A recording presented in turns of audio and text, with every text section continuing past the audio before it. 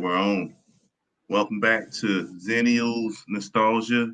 I had some technical difficulties earlier, man. We apologize for that. Again, I want to go back to what we were talking about earlier. Your boy Tuck, as you can see, this is Malik Hendrix right here. He's a new YouTuber. He's gonna get his page going. He has a lot to say. I want to get him up on the platform and working. It's one of my really good friends, man. One of the best friends in the world. Um, again, when we were talking about beforehand, the last show we did, man, which is the first show, it did unbelievably well. More so after we did the live, right? We got a few hours of people come check us out during the live, but after the live was crazy. It's still going crazy right now. We got cats from the Netherlands. Shout out to you guys. Cats from South Africa showed some love. Shout out to cats from the PI, the Philippines, showed a lot of love, man, which was really cool. Australia, man, it's unbelievable. We're just in our homes, just talking, and people came in, as well as the UK, which features England, Scotland, Wales, Ireland, Northern Ireland. I mean, it's sick, man. It's sick. Brothers to the north, the Canadians. Okay, shout out to the Canadians, man, and then the good old USA, which was 2/3 of our audience. Pretty cool, man. That's a pretty cool fact. Pretty cool. You can check up things like that, man. But Malik, man, we're gonna just jump into it, man. We're gonna bypass the fire starter a little bit. We're gonna bypass the icebreaker as well. We're gonna get into it, but I'm gonna tell you. Here's the two things I was gonna get to you with the cities that I was talking about that I was trying to get under your skin about. So, as you know, Jacksonville, Florida was the most boring city in America, as they say. Duval County, Florida, which I've lived there for 5 years of my life. All Navy years I was stationed there. I don't have any. It is kind of boring, but sometimes boring is good when you get older. But what I really want to talk about is we had New York City was ranked the fifth most exciting city. All right. That's not the surprise. They're up there. Miami was like ranked number 2 or 3. I can't remember. But the number one, the number one city, man. The number one city was Atlanta, Georgia. Atlanta, Georgia was ranked the most exciting city in America. Malik Hendrix. Based off of that information, I just told you. What do you think? What do you think about the information? I know I set you up for that one. What do you think about that? I'm gonna keep it real. I'm just gonna laugh. I mean, I don't see where Atlanta to me is really exciting. I mean, listen, don't get me wrong. We got all the great sites. That's the exciting part, and with the great sites and everything, but all over around, nah. Because I feel like the way times are that we're living right now and how people's minds, especially out here, how they shift, cats go left out here. People moving out of Georgia all the time. And people are moving into Georgia all the time, but there's people moving out. I've talked to people, they're like, man, I'm out of here, man. This ain't it. And frankly, I always wanted to leave Georgia because I felt like I just didn't fit here. I felt like I couldn't move. I tried to move in every simulation that I could think of to better myself. And, it's hardcore out here, man. It's a different way of movement. They're not on the same time where I'm at. And me personally, for that being number one, I mean, everybody has their opinions, man. That's all I can say. I don't keep that 100% real because, there's going to be people that's going to like Georgia and there's not going to be people that's not going to like Georgia. I'm just one of the people I don't like Georgia. You know what I'm saying? Now, relationships and the people I know, like, you know, when we did our last show, like, I got my best friend, shouts out to Earl, made this possible, and shouts out to all the other countries once again, man. That's a truly blessing. But I just think, man, where we're at in this world, you know, and especially living out here, they make it very difficult. And I think a lot of people know what I'm talking about. They're making it very, very difficult to be able to live. Everything is going sky high. You know, Georgia is high on everything, on insurance, on car insurance, and it's ridiculous. And we're paying for problems that other people have. Like, I'm not going to see a single problem of people every day, of different people. I don't know who does what or anything unless I'm in the mix. But I know when I'm out the mix, there's some crazy people out here, you know, and being out here, it's Robot City. And I just feel like that because of the attractions, I wouldn't say Atlanta will be number one. I mean, of course, they got the movies and everything, but here's the thing. If you're not in the movies, what are you doing to get into the movies so you can get there?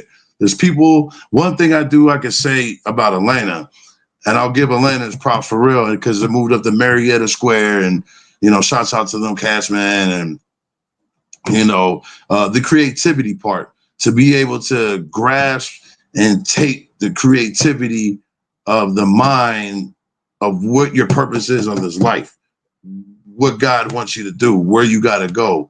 You know, the common thing that everybody should really know that helps is stay in your own lane. And but when you're down here, it's just nothing exciting about it, man. Like, what's really, honestly, besides all the attractions, what's really exciting about it? Not Honestly, much. so I hear negative not stuff. much. So let me ask you this, man, to push Okay, into this a little bit, because sure. from what I myself, I haven't lived in Cobb County for approximately 23, 24 years myself. Every time I hear something about it nowadays, it's always something negative, man, that I hear or that I see on the Always. news. I see it every time I go there. It looks like it's going straight down the tubes. It don't look like it's going Yes. nowhere. It seems like it's getting worse. So my question to you is, when, and I'm not trying to, and people that see this, that we still got people out there in Cobb County and Paulding and all that. This is to know, I'm not talking no crap about none of you. Please believe that. That ain't Absolutely not. the case at all, man. But it's just like, Absolutely not. when you leave a place, you see other places. It's like you can compare and contrast to different Yeah. things. So my question to you is, when do you think it's like started going downhill, man? What time do you think it's kind of started going downhill? If that makes sense. So. That's a very straightforward, simple question. You know, that's We a want to very get to the I mean, bottom. that's We want to brilliant. get to That the is bottom honestly is really of right. Like, when did we hit the bottom? When did we hit the bottom of the barrel? I think what it's been. Well, let's put it this way: the 1990s. Everybody knows. Everybody all over the world, all over the states knows that the 90s was the era. The 80s was the era.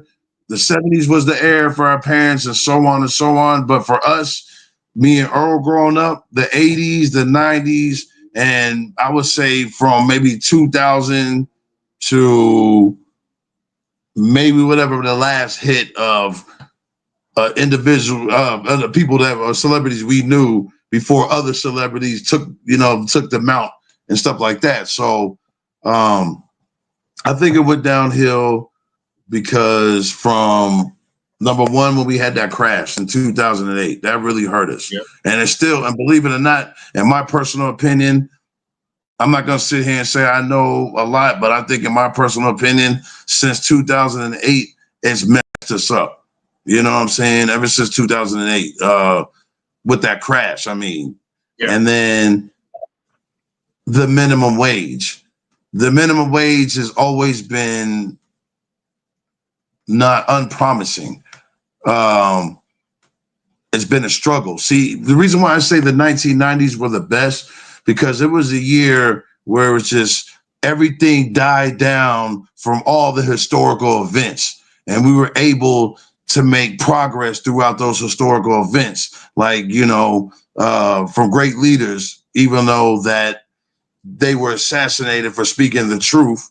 Like Jack Nicholson's famous words, people can't handle the truth. And it's so real because we had progression over the years, but see, the problem is what cut it down was because the 90s, we weren't wanting for less. Like you could probably have $10,000 and you could probably make that survive with a family back in the 1990s. Because everything, the cost of living was down, and it was down for years. The problem, I think, was technology coming around, the crash, and then after COVID messed us up, like nonstop crazy. Some people, it could have been some beneficial to where there's certain things where, man, COVID was messed up as it is, but because of that, they might have changed the laws to where they can at least a little bit help us from anything we had to pay a bill or whatever the case we had to do, to make it in our life. But I think it was downhill from the 2008 crash, the recession, and mainly more important is the minimum wage. Like people now even more got to work 3, 4, 5 jobs, and that's not even enough. And what they're doing is slavery, because you're taking away from seeing families, or any kind of loved ones, and or really doing stuff that you want to do because you're a worker and you work hard, so you might want to be able to take a break, take a day trip, go on vacation, something that can, rejuvenate you from the fun. But as I get there, I start thinking of things what I want to do before I even get on the ship. You know what I'm saying? When I get back, because ambition to me, it gets a hold of you to where you have so many ideas, but it's hurting so bad for the energy of that, because once it's down on paper, it's a relief to the energy of ambition, to the spirit of God that's in me, and when you mix it in together, I think that's a great thing. I think what we need to do as a community, and I feel everybody, because we just talk about it when there's times that people do talk about it, and when they do, there's no solutions. But I'm here to tell you guys, my friends, we're going to come up with a solution. We're not going to just let that pass us by in life, and for us to have to keep struggling, because we're all worth it. We all get up, we all go to work. We shouldn't have to struggle for pennies. Minimum wage jobs, that's why they call minimum wage. And they always been called minimum wage, because it's minimum wage, the bare minimum. And then because the bare minimum, because they feel that you could spend the kind of money that they're not paying us, you could just talk to us like we're just nothing, especially when a person gets up and works hard and doesn't want to do it. But they have the spirit and so on, because they know we could do other things, but just a 9-to-5 job. That's not our whole life. That's just a temporary thing. What our whole life is our purpose. And I feel like, to me, yeah, go ahead. Let me ask no, you this, good, brother. And I wanna hit on it, man. I think you hit a good point with minimum wage, right? Minimum wage. How long, man? As you mentioned, with the, it's been going. How we touched in the 90s. Think that the economy and just the circle of life seemed to be a lot better. Our teenage days. Yes. Everybody seemed to be eating. Yes. And it's just almost like kind of how you mentioned, man, like at the turn of the century, maybe even going into 9/11 and a few years after that, there's been a gradual, like maybe a little bit, maybe we can go a little past 9/11, maybe right before, right after the housing market crash in '08, around there when it really just started crashing and burning, where the city was started becoming just unrecognizable and everything, man. So I'm gonna touch on this too, man. Now I know the minimum wage federally hasn't changed. Now in the state of Georgia, if I'm not mistaken, isn't it still like 725 or some bullshit like that? Well, I think it might be a little more now. Well, okay. So to answer your question, you asking great questions, man. I'm hoping I'm not going off topic, but for years, even I forgot. Remember when we worked at Burger King? You know, the one on Austell Road. Yes, that was fun. That was a me, you, and Jerome at Burger King. That was off of Austell Road. Off of Austell Road. Yeah. That's me, you, and Jerome worked at it. Yep. But if you remember, it's still there. Yeah. See, that was another best part of my memory because I got to work with you too. So, you and Jerome, man. So, but if you remember when we were working there, the minimum wage was like $5.25, and it's been $5.25 for don't quote me on this, y'all out here. I think they moved the minimum wage up from $5.25 to like, what was it, $7.25? I think they did that about maybe I could be wrong, maybe 5 years ago. I don't think no more than 10 years, but I'm not really sure off the head, but I would say no more than 5, 10, maybe the most. But and I'm looking like $5.25 wasn't nothing, but because the times we were in, living at home and going to school, it was everything. It was because we didn't have to. We did the bills right because we were already going to school, so it was kind of to our parents it was just very a no-brainer because it was the flow of you're going to school as a kid all the time. All the kids in America and the world is going to school. But the kids that go to school also work. So they know that going to school and going to work, they didn't ask for much because they wanted us to finish school. They would adjust unless you had a license. Me back then, I'm not going front. I didn't have a license. So my mom would always take me to work when I was working on Publix. Shouts out to them, on Macklin Road, but they Macklin Road on Powder Springs. And so I would $5.25 wasn't really nothing because mom would wanted me to stack my money, for things that because as I'm getting older and now I'm working. So pretty much if you working in our parents' eyes, you're a young adult. And not just the age of us growing, but doing young adult stuff. For stuff that you guys have been preparing for us to get to that point of younger age. So $5.25 back then wasn't nothing because I mean it was still a lot to us because we, for me and I know for you, probably for you, we wanted to make money, like really make money, but we knew realistically, even back then, that wasn't gonna do nothing. I mean, that would save us because I know you when you had the tempo, I know you had to put gas and do the maintenance and stuff like that. And so that was an extra expense, but you always had a job as well. So but now when it moved up. Right, absolutely. And now when it went up to $7.25, and the way it is now, and I'm looking like, where is the value? I understand it's a 9-to-5 job, but a job is a job. You need to value your employees, man. Employees will break their necks no matter what kind of job it is. As long as the value is there, the worth, then it's gonna be the best job in the world. It really would. And if all jobs were like that over the years, I would ask myself sometime, I wonder if people will still want to start their business because jobs are so good, but people these days talking about they don't want to start their business like jobs are good. Like it's messed up. It's messed up. It's messed up. Man, because and I'm looking at $7.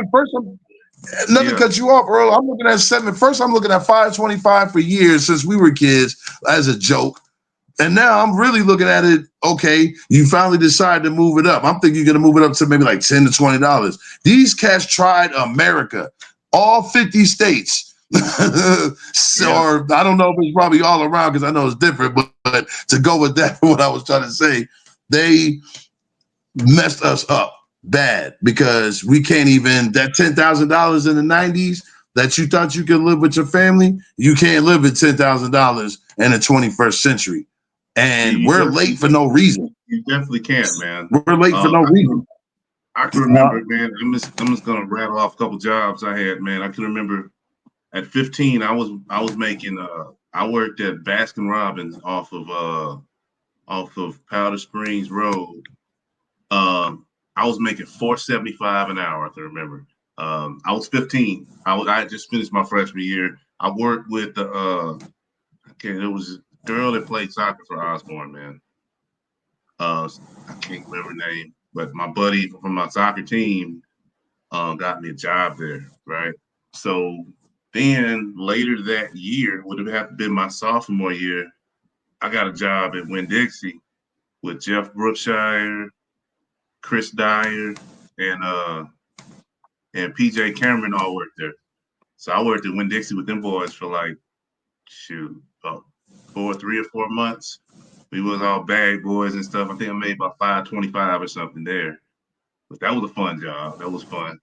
Of course, the Whitewater days, and then that was every summer. Then like you said, the Burger King days, man, that was fun, bro. That was so much fun when we was there.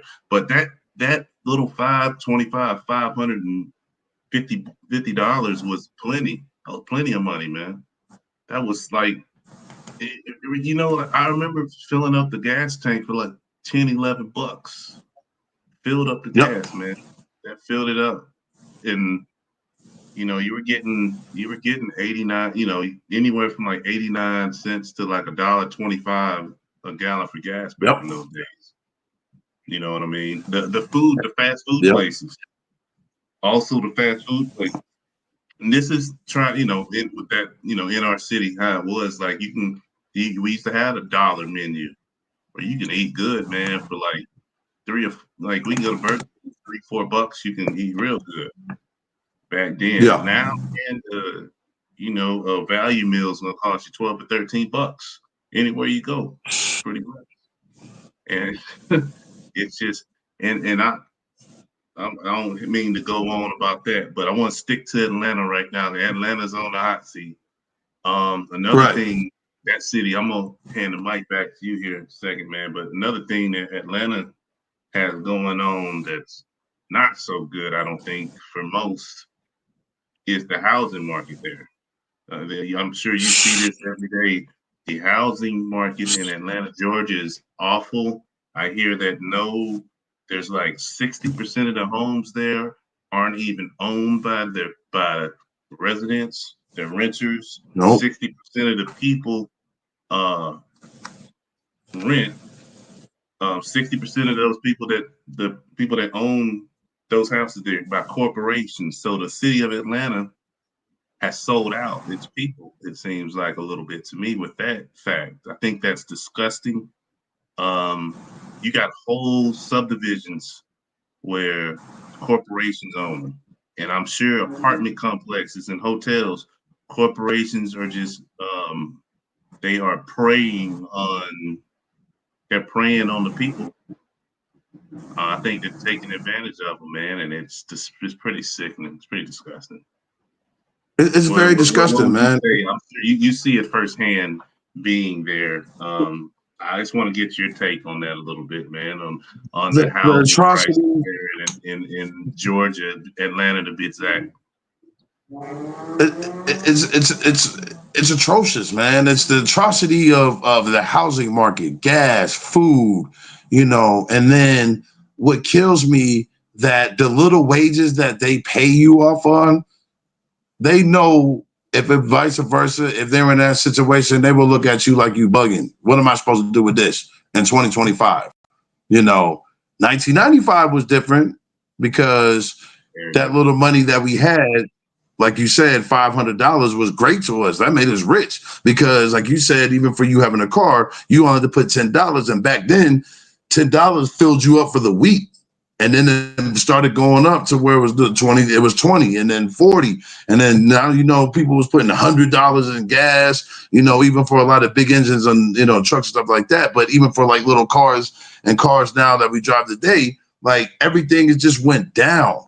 It's not the same as a full tank, or it's not the same as a not the same as a paycheck.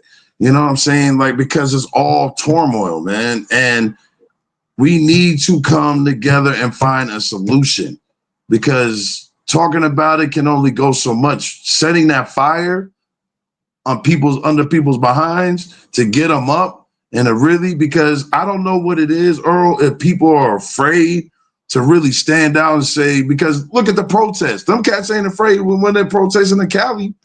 They were out there protesting when you had what I like to call Jakes, you know what I'm saying, which is police officers, and the Marines out there. They brought in the Marines. Jakes with nightsticks and billy clubs type joints with the plate, you know what I'm saying? And you got Marines with heavy artillery, man. They want to do something on a good day from a bad day. They don't mind doing stuff like that. You see what I'm saying? So if people out there protesting for their rights, why, as a community, a whole state and a community, we can't protest on the rights of wages? That's the best way of doing something about it, getting people's attention. You know, that's the whole thing about revolutions and protests and everything. That whole thing was to get somebody's attention. And generally, when you mean somebody, you mean like the president of the United States, when you're on that type of level. Because you're not worrying about no senators or no congressmen, or you want to know the president of the United States that pardons cats, you know what I'm saying, that has the power to do everything that they do, you know. So, but it's we got to somehow come up with a solution to get rid of this homeless, you know, because they're people and they're dying out there like sheeps, you know. Soldiers went over there and fought and died in wars, and they're always going to be respected of love, you know what I'm saying, from our end. But how come people don't feel the same way about homeless people? Why every time somebody sees a homeless person, they step all over them? Yeah. It's not your business for them to get their stuff together. You know what I'm saying? That's their business. But the thing you could do, godly, is help them out. Be blessed of what you have. If you have a little something to where you can give, you know, I saw this thing on YouTube when I was watching it. There was a homeless guy, and he was really homeless. And Shaq walked up. He walked up to Shaq or something like that. And guys, don't quote me on this because I'm crazy. I don't know why I forgot this, but I know when he walked up, the whole thing is he walked up to Shaq, and Shaq bought him something, not only something to eat, he bought him some clothes. He got himself to get confidence to get himself a job. You know, that's the chain reaction that we are lacking. There is no motion in the ocean. Yeah. That's why people don't talk about this or have conversations about this, because in their minds, like everybody else's minds, and they know, like we know, it's nothing getting done about it. And there's got to be something that we could do that can overpower it. And we run up to the government, man, and we voting, we paying taxes. You know what I'm saying? We should do something. And if they're not gonna willing to help us, man, then we have to do it ourselves, man. You know what I'm saying? Because we got to get this country back to where it's love and respect, like the 90s. Like the 90s, we had no problem. That was really the year, because it was great with music. It was great with movies. It was great with television shows. Like everything that we're watching now that we watched back then that we captured, it was better. And I think when it got to the 21st century, with all this malarkey and rhetoric and BS and just a whole waste of time, instead of trying to help the American people, to help the little guy. You know, they weren't about cocktail parties and who got the biggest checks, you know what I'm saying? Like just stopping and squashing on Americans like we just ants. And me personally, I'm tired and I'm fed up with it. Yeah. I'm really tired and I'm really fed up with it, man. And I'm not afraid to speak out because I'm a real dude. And I don't like the way our country's really going from behind the doors. Nobody's doing nothing about the economy. Everybody's going to different countries to try to save different countries, and that's the right thing to do, yes. And I never would knock America for doing that. But what about our country? Don't our country mean something? Don't we have value? You know what I'm saying? Don't you guys say that, we trying to take the bet, we want the best for our kids? I mean, I feel like we got to do something, have some kind of solution by doing more. Yeah. Like, because if you don't think that it's gonna work, it's not gonna work if you, number one, don't do it, and number two, have a negative attitude. If you go in there, if people can get elected just to get elected, however they do it, no matter if they got bought or whatever the case may be. But if it was to the fact that they made a person from every congressman, senators, and everybody to have a voice to where you can actually be in some type of a power, then we can be in having some type of a power to try to figure out a solution.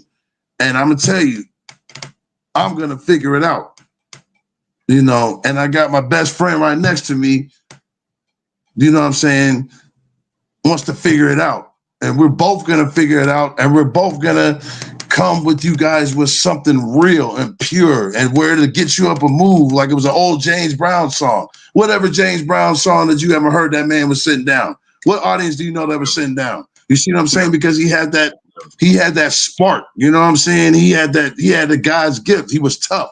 He knew what it was. He came from the streets, man. He knew everything that he had.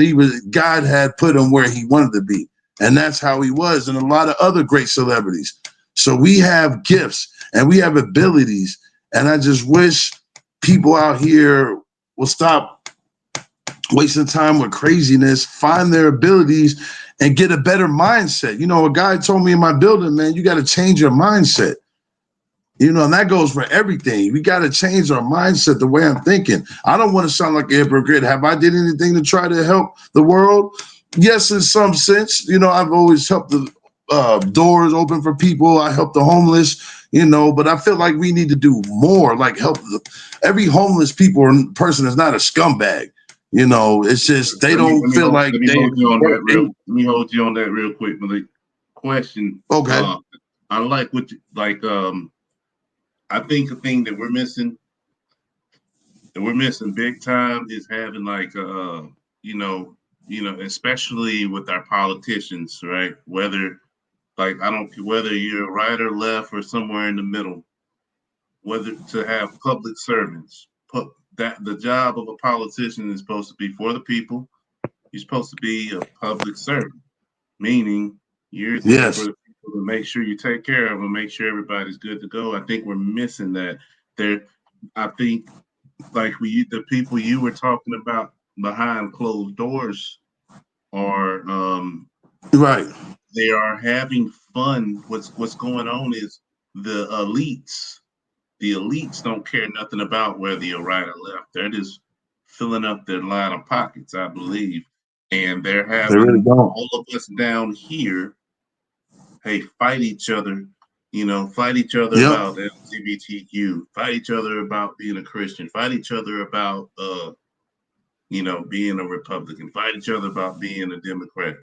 Just, you guys are, just mudslinging at each other, and somebody way up high in a high position is laughing because all the dirty shit that's going on while everybody down here fighting each other and basically worshiping the wrong things instead of like Christ. You know what I mean? Worshiping people, worshiping worshiping your skin color, worshiping cult. You know what I mean? It's all messed up, and what's happening now, I think, is it's manifesting now, and it's just manifesting, and it's manifesting to where this stuff is normal now. This shit is normal. What's going on now? And if it's somebody like you and me that wants to speak common sense, people are looking at us crazy, like, what? Yep. What are you talking about? It's nuts. The world is going nuts, man. The country's going, Because I think the elites want to have a world just to themselves. They just want a world just to themselves. That's why they're the elites. That's why us average Americans, average people, we can't We'll never touch that. For the fact is, they won't let us have money. Now, my thing is, what could they honestly be afraid of? Because how is us want to rise and want to prosper affecting you? Like, where is it honestly really affecting you? Or they just too evil to and too blind to see what's really going on, man? Because what I think, man, what needs to be done, we need to have some kind of change, a real change. We for the people and by the people, man.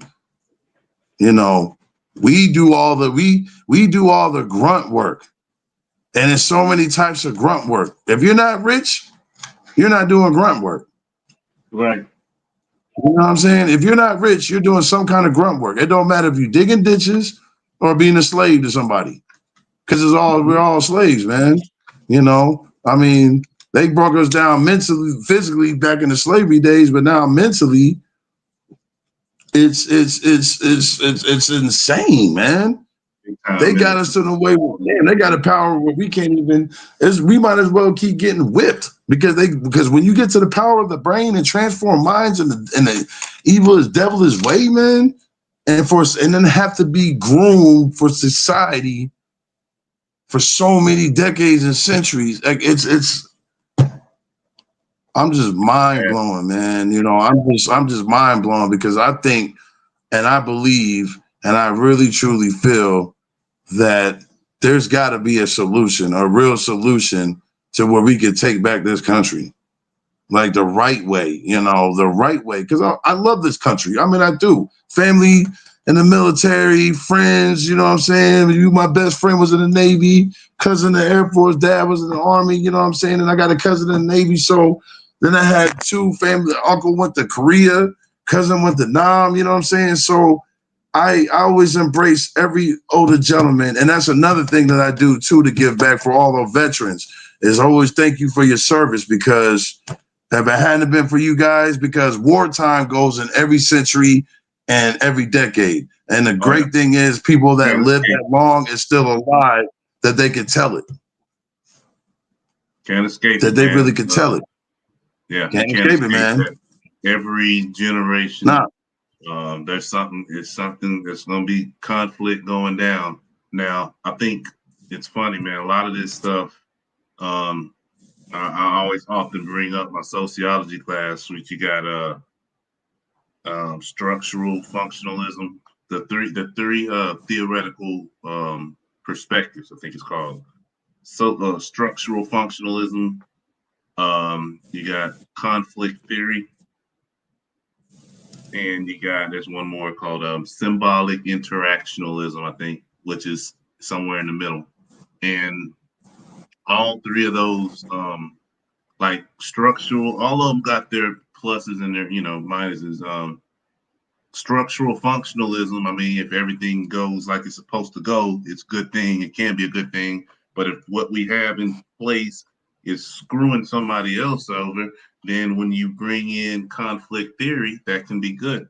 Now, you got to know when to stop the conflict theory, though. And because somebody else, if something else is going good with conflict theory, somebody's going to try to overcome somebody else because they don't care about nobody else but themselves. They're trying to gain power.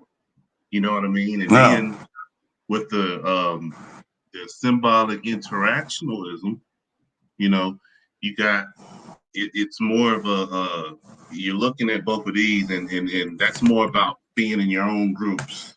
Symbolic interactionalism. So to me, it's almost like, okay, I am a far right Republican. This is my group of people. This is, we're watching everybody else. We change according to certain things. There's that group of people too, man. So it's that class was so cool, man. Like I'm in an English class that sucks ass right now. I'm not having fun with it. I can't wait. I got another week and a half left. But that sociology class was so cool. Like I told you, you would love that shit. The stuff that you talk about in there was so deep, bro. It was so freaking deep. You talked about the different the information age, the industrial age, not the horse and buggy age, it's the hunter gatherer age, as you were talking about the other day. The agricultural age, the animals was pulling the shit. The age where the cotton gin came into play. Man, they talked about it like man, I love that shit. You know what I mean? Like, man, I'm like, man, this is it. Like, we love this class, man, because it talks about all that shit, bro. It talks about all that stuff, and you can see how like socializations work, how they happen, man. The next class I got is called not social issues, socials. It's a sociology type class, and I can't fucking wait to start it, dog. It's gonna be cool, man. I get to put my brain to some shit like this that we're talking about that means something. I don't give a damn. I'm in English. I'm learning to write a proposal essay, a cause and effect essay, and a goddamn definitional essay. Boring as shit, man. Boring as a motherfucker. You know what I mean? Yeah, and it is. And I think, but you know what I'm talking about. Yeah. And I think taking a class like that, because it's already deep as it is, but what's so greater about a class like that, you can go deeper behind that because there has a deeper meaning just for being that class and that name to go with that class. Like everything is as a wormhole, I would like that class because we're already living in it right now. Mm-hmm. We already living in it, and we're seeing what is really actually going on. And from the interactions, like they always say, the politics, like you were saying, it's just, we lost that spiritual foundation for decades and centuries ago. But I think that somewhere down the line, with choice and with the right choice, we can be a whole again. You know what I mean? We could be a whole again. But the problem is people is stepping over people that they don't know. We deal with people every day. Who gives you that right to judge me just because I'm not in your class or I'm not the same color skin as you? You know what I mean? Or I wasn't raised in a rich, wealthy family. I'm still a human being. I'm still a person. I believe you believe just like I believe. There's no difference. See, it's a title. See, I like when you said Republicans and Democrats. Those are titles. What does that really mean, Republican or Democrats, man? To me, I would think if you're going to label yourself as titles, come together as one. You know what I'm saying? Like, come together as one, as a human society, not just a Democrat or Republican. What is that?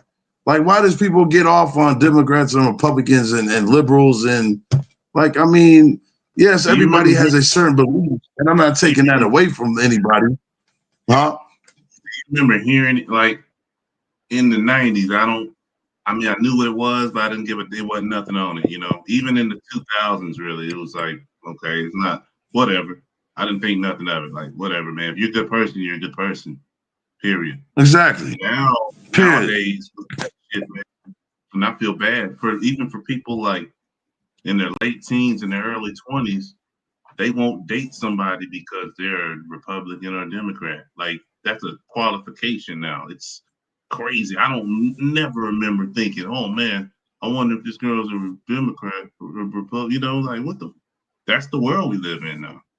That's the world we live in. It's sick. This was done purposely, though. This was planned. This was a master plan. This was done. Master plan. This was definitely planned, and we just ate it all up, man. Ate it all up, and this is where we are. Eating out eating out of somebody's hand. This was a setup from the beginning, and people ain't using their critical thinking skills to slow down and say, "Hold on, man. Why do I hate this person because they're a Democrat? Who cares? Why do I hate this person? Exactly. Who is behind this shit? This is not making me no money. This ain't putting no money in my goddamn pocket. So why in the hell am I so hard for these motherfuckers for? For what? I'm a true story, man. This is a true ass story. it wasn't popular story. I was in the Navy, and this is 2008. Right, this is when President Obama put on, which I thought it was great. I thought it was really cool. I was like, man, okay, this is history, blah blah. Blah. But I'm always got my thinking cap on. Even me at a snotty nosed 27-year-old at the time. I can remember a couple of my buddies like, yeah, man, we got Obama parties going on this weekend. And I said, man, look, I said, Obama party. I said, what the fuck am I going to get out of this shit? For real. I said, I'm happy. How the fuck am I going to go party over this shit? Who's going to put this, excuse my language, but is this Negro putting money in my pocket right now? Is money in my pocket? Is money getting, what am I getting right now to where I need to go party for what, I didn't understand. He was like, well, man, I mean, we got the same skin color and shit. I said, well, what am I getting from this shit? What am I getting? And you couldn't answer the question for me. What am I getting? I didn't party, man. I didn't fucking party. No. I said, man, I don't know what I'm partying for. What am I getting? Am I getting am I getting some kind of check? Nice. Am I going to get some kind of job making 6 figures? What am I getting? Nobody can answer that question, man. Nobody can answer. Because I think why? It's the same thing now. It's like, okay, you can have your candidate as whatever. Don't go so goddamn hard to where, damn, are they paying you? Are you getting something out of this? Right. I don't know. Because I agree, man. Because, even though we would want to hope to trump money over to have a great president, I believe that Obama was a great president of the United States. And if you hear that, Mr. President, I give you shots out because you were a great president. I just think that, man, because you're controlling 50 states with, I don't know how many people I would say, like, I know it's not 50 people, but you know what I'm saying? 50 states, you're dealing with every person on the planet.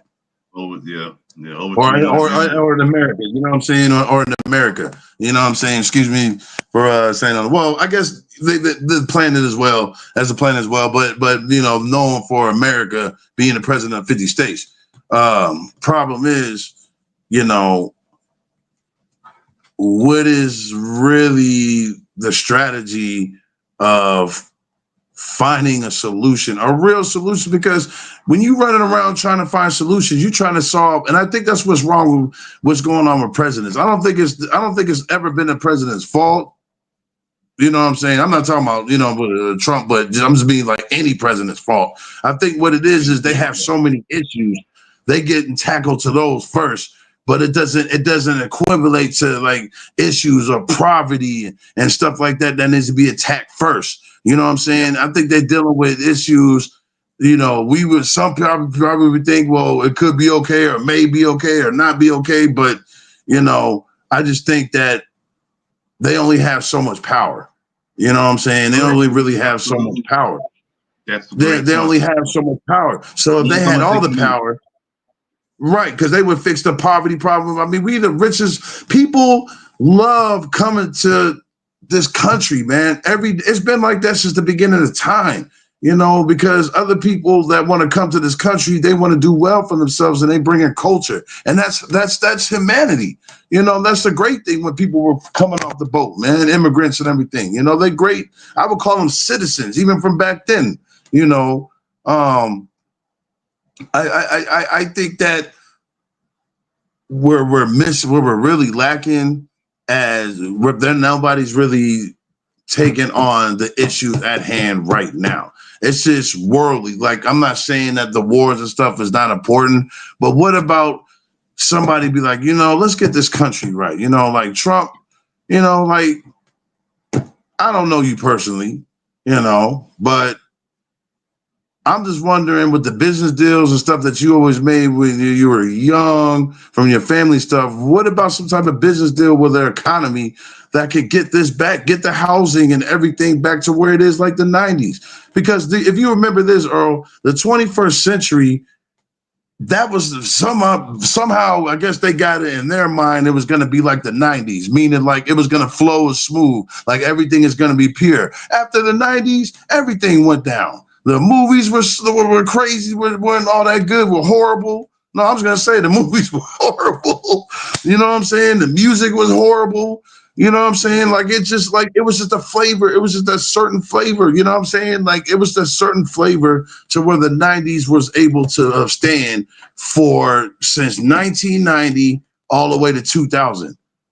For those 10 years, the 90s represented from everything. And we lost that, man. We lost that. Even, back then, I think even in the 90s, man, there was a lot of people going to church, even more, you know what I'm saying? Because the gratitude of living in the society, we had a great president. I don't care what Bill Clinton did on his personal time. You know what I'm saying? That man was a great president too, as well, because he kept the 90s at a balance damn near for 10 years with 2 terms. He did 8. You might as well say he did 10 because the first 10 years, huh?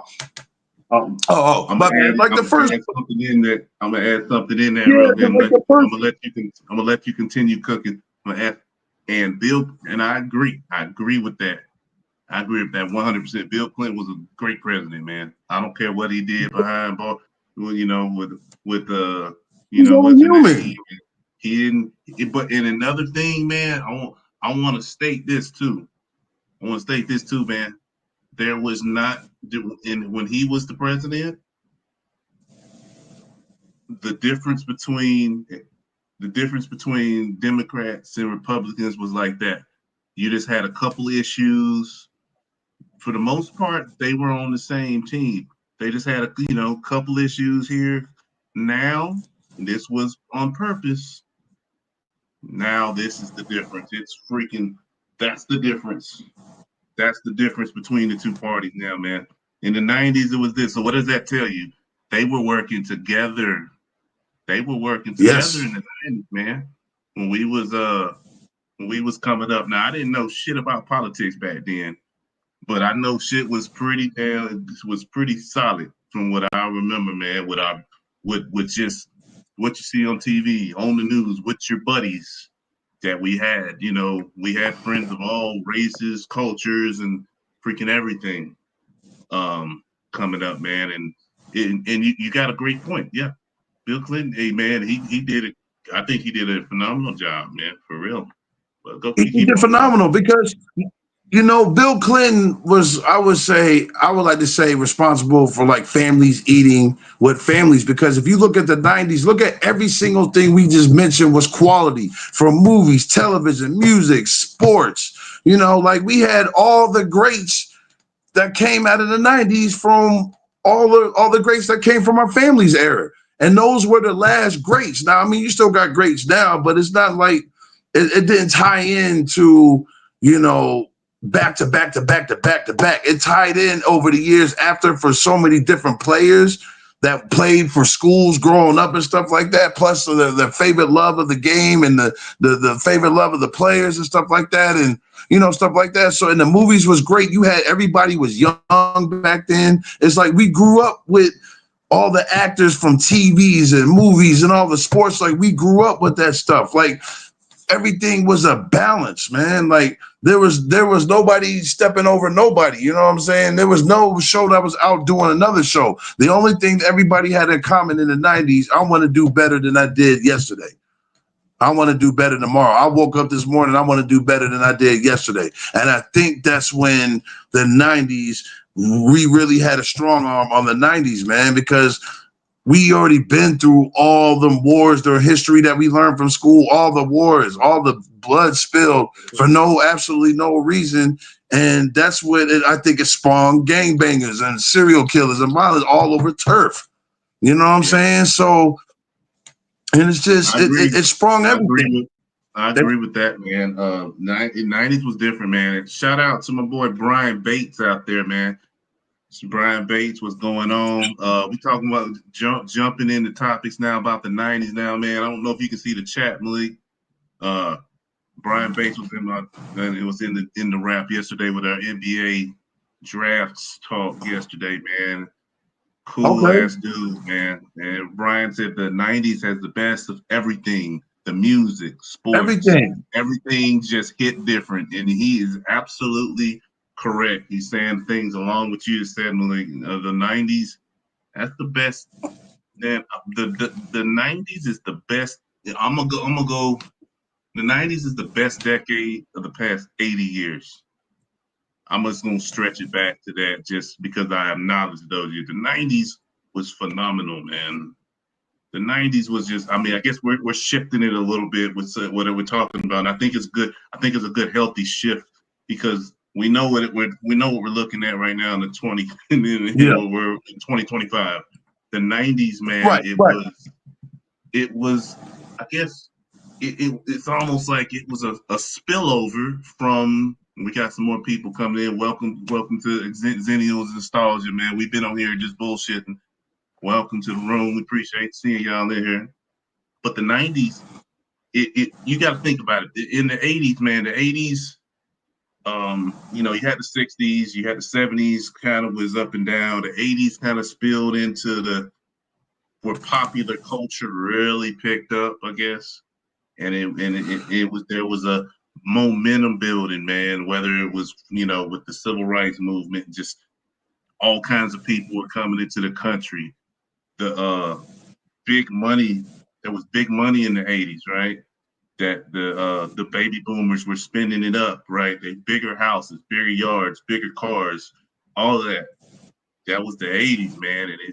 And then you roll into the '90s, so where we kind of come into play. You know what I mean? Because I mean, me and you, we're not quite old enough to really be like the core Gen Xers. You know what I'm saying? The really core ass. They were like our big brothers and sisters. Like the commercials we used to see, you know, in the late '80s. This is your brain. This is your brain on drugs. Remember that one? Remember that commercial there? Any questions? Yeah. So yeah, But I that's mean, how. like, Yeah. you know, Any questions? And then we roll into the '90s, man. well, And you it know, was like the nineties the was perfect sweet. It was a sweet spot. The '90s was a fucking perfect yeah, sweet spot, man. I gotta, you know. yeah. Go ahead. That's when we met in the '90s. But go ahead and give me your spiel on some of the other things in the But yeah, '90s. but you know, no, you're right, man. No, you right, man. The nineties was the sweet spot, man, because everything back then was pure. Even though everything back then was different, but just going back to those times, traveling back to those times as we were kids and seeing the progression over everything that you could be involved, that you can experience, that you can be involved in from different areas and cores of life, from different talents and abilities, and able to see there was everything was all quality, hit after hit after hit after hit after hit after hit for everything, for movies, sports, television, you know what I'm saying? Politics, man, like everything was it. And you know, that's what I was gonna say too, man. I haven't forgotten about trying to find a solution, man, because I'm glad when you said we made this shift, because I wanted to go back to that. I wanted to be a futuristic era to where we're dealing with great technology, but I want the same compassion. And then you had compassion for your neighbors, you know what I'm saying? And one like, hey, go eat shit and do all that, man. Like I felt like for the past, like, what was it, 10 years? I mean, yeah, you had, you know, excuse my language too, but you had, you know, I mean, you had people out there wilding out back then, but it was still a respect thing. Though. You know, Let me give you an example. Let you me didn't give you have an to fight example. as hard. Let me give you an example of Huh? wilding out. You said a perfect thing. I want to stop you on that real quick. I want to stop.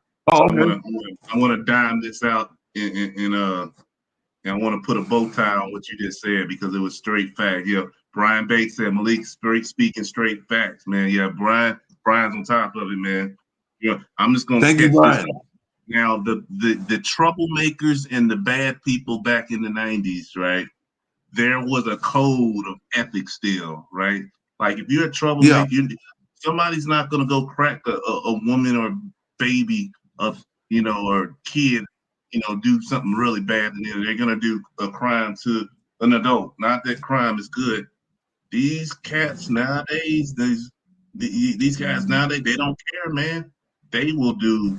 Anybody's gonna be food now. Anybody's a the bad people back then. There's a code of ethics, man. Like, okay, if you're a decent person, they're not gonna come after you. Now anybody is up for grabs. Now nobody's safe now.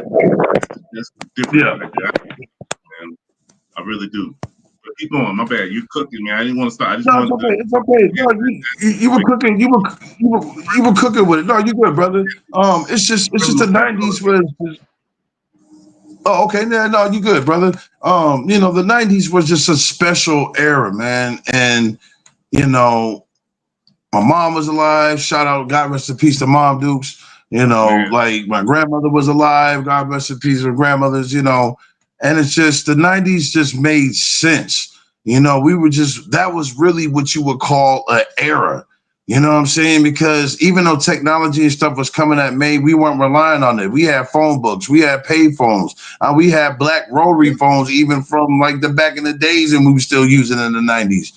We had the Zach Morris phone with the cell phone with the long antenna. Everybody remembers those, the silver joint. So, it was just, and then when they came out with pagers, and see, technology came out with pagers and Nextels, even though at the same time as they were building software. When Steve Jobs and Bill Gates was out there building software, even back from our past and building the software, but we still had other software like cell phones and pagers and Nextels and, two ways. It started getting to where it was, okay, the world's progressing technology wise. Let's see how far this is going to go. And now we're actually at a point where we're seeing where it's going. And it's really progressed. Now you got this AI thing moving in. You know what I'm saying? Man. Like AI helps build business. AI helps. It helps. You could ask the most outrageous. You might be able to ask the craziest. Sometimes you might be afraid to ask because you don't know. Usually, depending on how you ask questions, you can ask any kind of question in the world, ridiculous or not. And AI is the truth. I don't know what kind of membrane they feed them, but they know every single question that you are, what I'm saying, that you can ask. And I give shots out to chat. What is it, PCT? I'm saying that right, man. They good, man. They real good. It's good. Yeah, they good, man. They really good. That's an AI that. I'm gonna be right back. Go ahead and cook, man. Go ahead and continue speaking. You got it.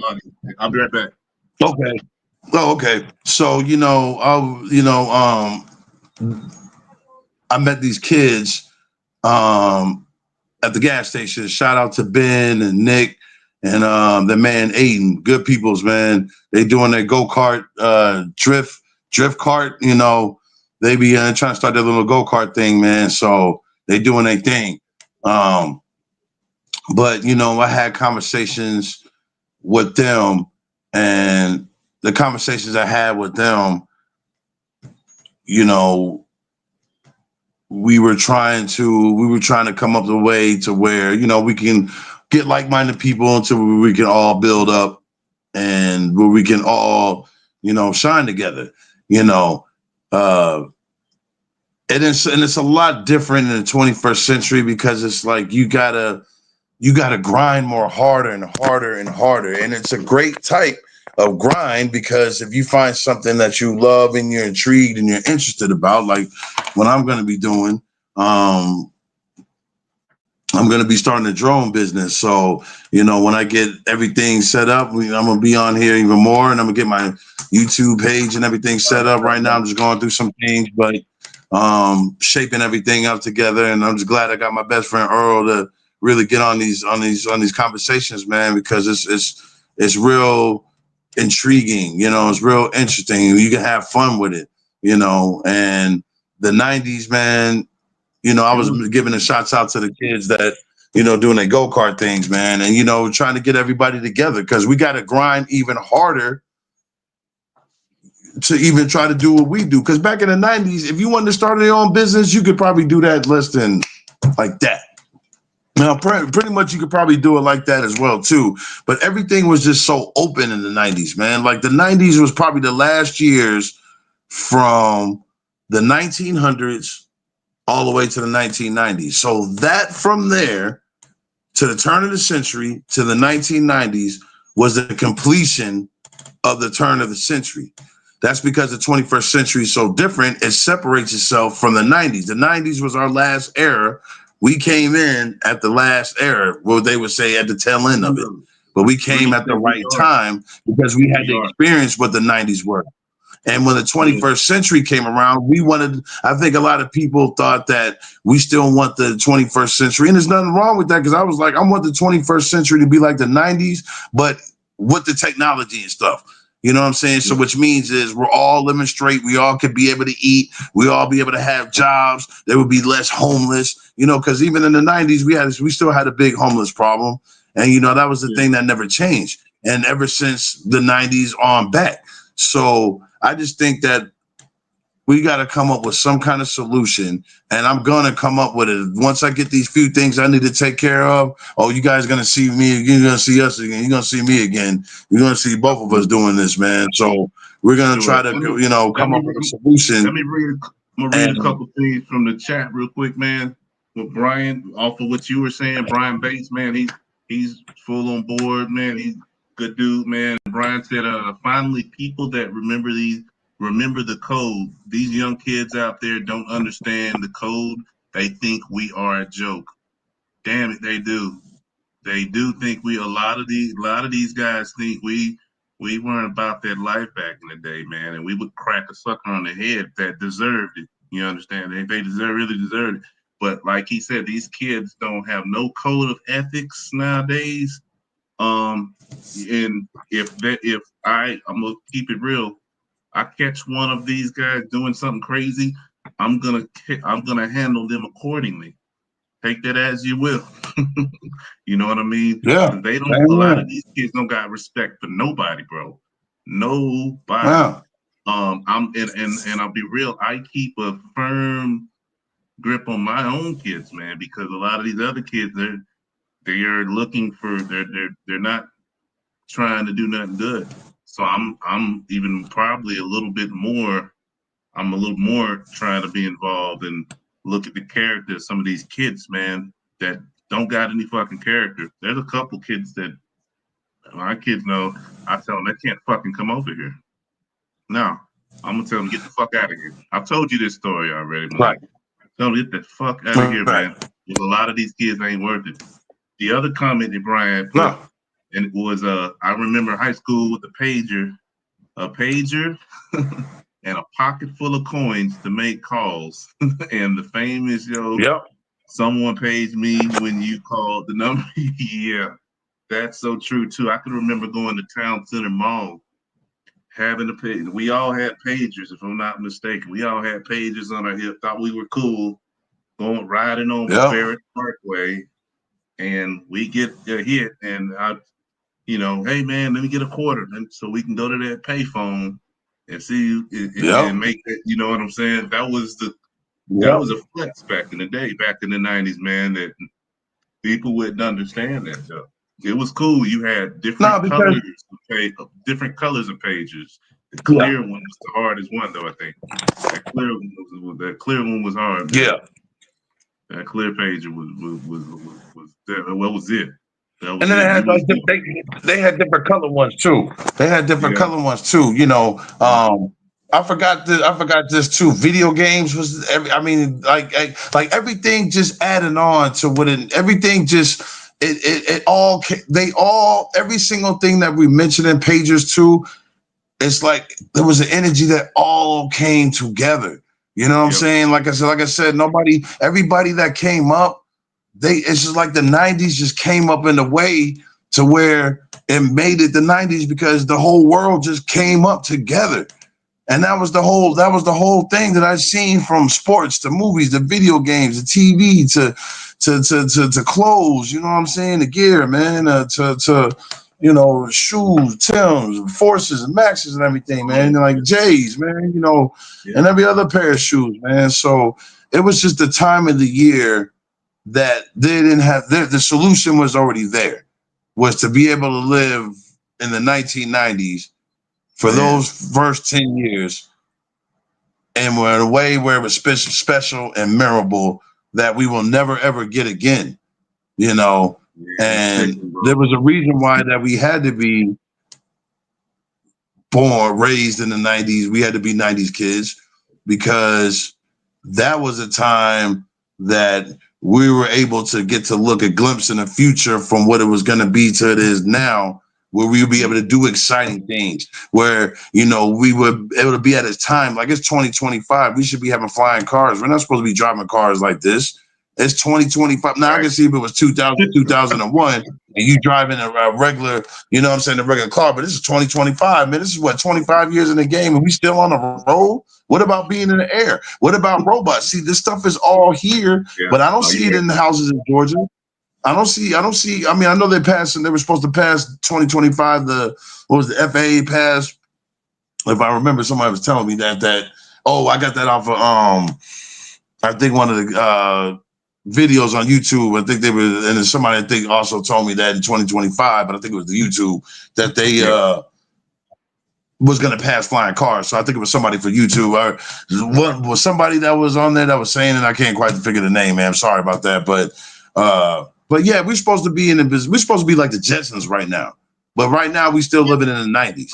So that's the balance that's off right now, because we're so advanced from where we are now. Why are we not using every advanced technology known to man that's possible? Like you see in iRobot, you know what I'm saying? With you walking around here, Will Smith walking around the streets of Chicago, and he chasing after robots, and you got a robot to every house. You know what I'm saying? I know they're doing that now, but we should already had that because it's 2025. So I think that's what also slipped too. There was some kind of rift to where we either coming at the right time or we took too long. Because if you look at 1900s, if you look at the 1800s to the turn of the century, look how everything progressed as far as clothes, mannerisms, you know, stuff that they had that they can only use to turn into this, that what we know as what we grew up with in the 90s. Like you people riding horses and wagons.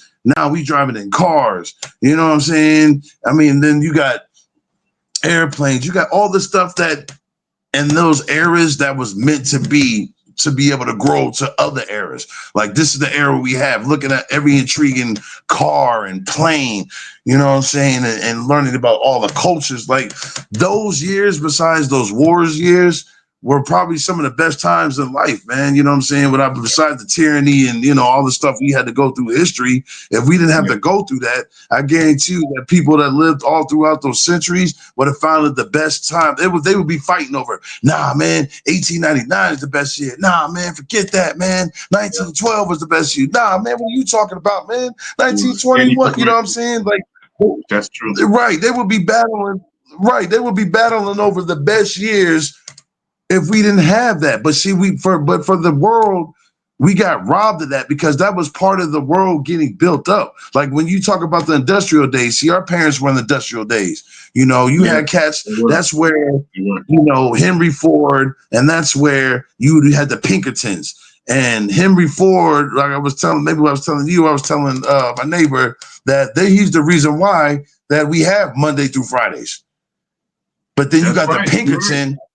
Yeah. Then you got the Pinkerton that work as slaves, and if we don't do what we're gonna do, we won't get fed. We will get beaten up and killed. And that's when Jimmy Hoffa came around, because he was the most powerful man on the planet. He fixed all that. He was the pinnacle working man.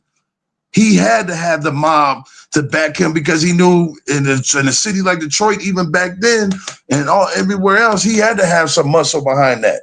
You know what I'm saying? I mean, it made sense. I heard something on how like Ford did that whole thing. How exactly did he? You know what I mean? Like I heard something. I can't think of the. Well, like, you know, I had this conversation. Well, so like Henry Ford. Then I was watching a documentary on this. I think it was on the History Channel. It might have been the History Channel. What's that? The one with the yellow. National Geographic or something like that. You know what I'm saying? Because sometimes National Geographic, I think the History Channel, they all come together with putting different kind of the same stuff, but stuff like that. So I'm not sure how he did it, but I know that Henry Ford started off. He raced one of the top racers in the world, and Henry Ford raced him, and I believe it was. I want to say, I think it was for if he won, he'll be able to do a plan of cars. He'll be able to start his vision. You know what I'm saying? And then I think if the other guy won, maybe it was kind of the opposite or something like that. But Henry Ford ended up winning, and so he was able to really flourish his vision the way he did. And I believe because he also did this. This man built 900 cars, 1,000 cars in 90 minutes. I remember they were talking about something like that. Assembly line, right? Yeah, the assembly line going on. That assembly line. Yeah. That assembly line. And that's where that Monday through Friday, I think, came along, because that's where you got Monday and Friday you work, and Saturday and Sunday you play hard. That's why it's like you work. That's where I believe that's where you work hard, you play hard came, because it was Monday through Friday and you had the weekends off. You know what I'm saying? The Pinkerton shit came in was when we were slaves. We got to go, like when we were at Dollar Tree today, shouts out of the Dollar Tree, even though they got to get themselves together.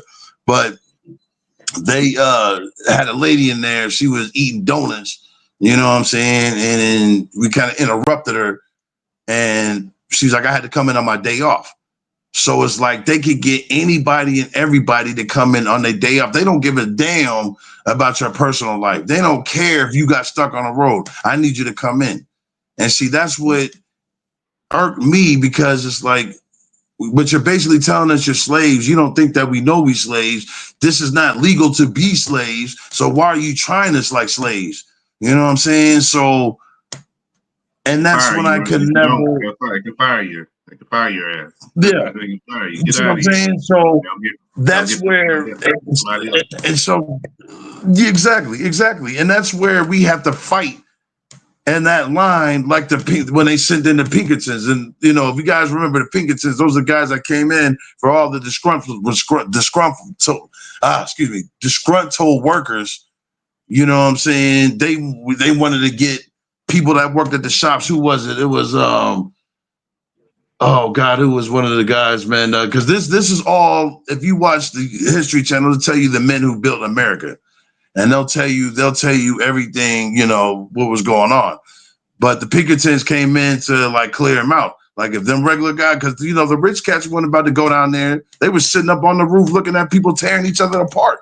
While they sitting up there drinking wine, like, yep, we got them by the balls. Yep. And it's been like that since decades, man. That's how rich people were able to get off with this, man, because they had the keys to the power to be able to do that, man. Like, oh, we don't care about the working man. They running them like machines. See, that's why machines are gonna the negative part of machines and technology. Like if people lose their job, they're gonna give it to machines, because machines ain't gonna complain. They're not gonna do any type of thing but work. And as long as they had W-40. And the thing about that now, man, you're right. Yeah, they'll do anything. They're gonna be the new slaves, but no, real talk. But they can't complain. Yeah, they're not gonna complain. You're right. They're not gonna complain. And I tell my kids nowadays, man, try to get them set up, and the generation after us. Hey, man, look, make sure there's certain jobs and stuff that AI can't take away a job from. You know what I mean? There's certain, like of course, if you go to the military, you're gonna have robot soldiers and stuff. You got that, being a doctor or a nurse and stuff like that, man. Being a lawyer, man, I'm not sure. I think you're still safe for the most part, though, because there's still got to be some critical thinking involved in order to get well, usually being a teacher still. And the teacher still requires some, with a person and everything. It's a lot of the warehouse jobs and shit that's gonna really get fucked, man. I think, you know what I mean. And that Amazon warehouse construction. construction. Yeah. Oh man, they probably already probably Jeff Bezos. I mean, I could be wrong, but this is probably my personal opinion. He probably doing deals with Elon Musk because Elon Musk is providing all the mechanical stuff. You know what I'm saying? All the robots and stuff like that. I think they took a tour and what was it, SpaceX? You know what I'm saying? Like, I mean, this dude got billions of dollars, man. He's servicing the world of the technology. I mean, he's basically the Tony Starks of, Tesla. So, but I feel like we need to be in that same situation because if we're learning about this, then we need to apply what we're learning to what we want to do for ourselves. When you apply to learn what you do for somebody else that's not benefiting yourself, then that's not really applying. That's just like you just giving it away. You know what I'm saying? But if you get in at the right time to where you can fit in there's society, in this society, you know what I'm saying, of financial freedom, because that's why I love, if really people really knew what financial freedom really was, man, like that's probably that's what everybody in the world wants. Even when they work 9 to 5, they want some type of financial freedom. They might not call it that, but that's why people want to be like, hey, I need more time off so I can see my kids. And a lot of times they want to go see friends and stuff like that or do whatever they want, or family, but but when you have financial freedom, all you're doing is letting somebody know that's working under you, hey, this is what's going on. And they be like, have fun. Because they can't tell you what to do because you're the owner, you're the founder, you're the owner, you know what I'm saying? You're the CEO. You giving them that respect because they helping you run it. So you let them know what's going on. But that's a good feeling. Hey, maybe like Helen or Xana, you know what I'm saying? I'm going to lunch or I'm going home for the rest of the day, forward all my calls, to be able to be in that power to do that. You can't do that when you work at 9 to 5. No. You got to call and try to finagle. And I know everybody's done that because I'm not going to lie, because I'm the king finagler when I needed to call out, you know what I'm saying? But I only finagle because I was there every single day. You know what I'm saying? I was there every single day working to the bone, that he-hole type stuff, getting whipped imaginatively, you know what I'm saying? Not physically, but you feel like it was physically getting whipped. So, a friend of ours suggested a while back, listen, man, you there every day. Every time I talk to you there, I mean, you constantly at work. You don't take no vacations because, before I wanted to work like this hard, like really, really hard, even for all them years. And after a while, I was like, man, what am I doing this for, man? Like, what am I really doing this for real, man? Like, what did these jobs have to offer me that can help me in life? It's almost kind of like when you're in school, you take in stuff that you don't need to help you in life. What is you need to learn the speed of force and stuff like that when you're doing a construction job? Yeah. You know what I'm saying? Unless you got like Sonic the Hedgehog or something like that running around doing, you know what I'm saying, doing his thing. But if he ain't doing none of that, what do you need to know about the speed of force building a house? You know what I'm saying? So it's the same similarities of it just doesn't make sense. And the reason why it doesn't make sense because it's not gonna come out, the finished product is not gonna make sense. Yeah. That's why it's a finished product. Anything that you do, you put a finished product on there. That's why there's so many houses for centuries getting built, roads getting built, buildings getting built. You know what I'm saying? Because it was all had to make sense. I'm not going to just be building these buildings and 1 inch is off than a mile, or, you know what I'm saying, or something like that, man. But it has to make sense. It has to make sense because when it makes sense, it's a feeling to where it's like, okay, this is the greatest feeling in the world, man. I don't have to think about or worrying about how to fix stupid. You know what I'm saying? Like, who got time to do that, man? We only got 24 hours in a day. If I gotta be able to do a manager's job at regular jobs, then y'all gonna have to throw me some more money. Cause I'm not doing your job and they got to do my job because my job is already hard as it is, and then I got to do your job. Nah, see, that's what I was saying before when we always spoke about this. We gotta find some type of solution where people can get off their butt and be like, let's do something different. It's all about doing something different because there's got to be more than every day is a new day. Every day is a new day. But if you're not really changing to where it's affecting, to where you seeing an effect in the world of changing, you're not really doing nothing. It's the same old day.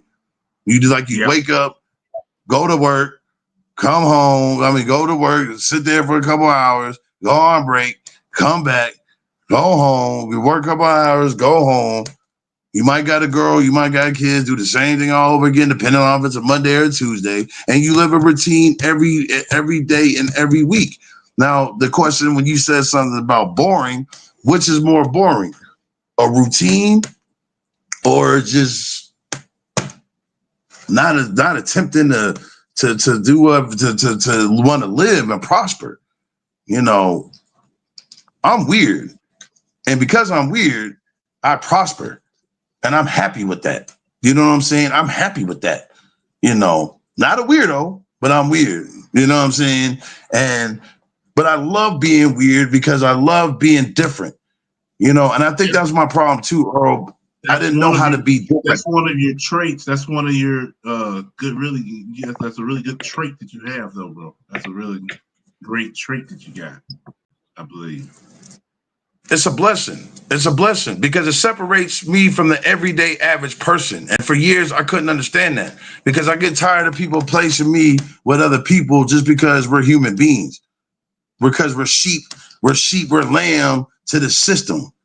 So I'm going to screw you. Like if you're trying to go pay a bill or something like that, if you're trying to go, like you got to always make appointments. Like you got to always live the everyday system.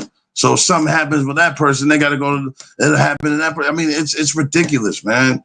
It's all ridiculous, man. And when people start to really see people for who they really are, that we're all not the same. We're the same for similarities of different distinctions, but we're not this. We don't have the same thinking. We don't have the same patterns. We don't have the same thing. You know, thank God you and I, you know what I'm saying, have the same, you know, thinking ability and common sense and stuff like that. And that's what you call really great people.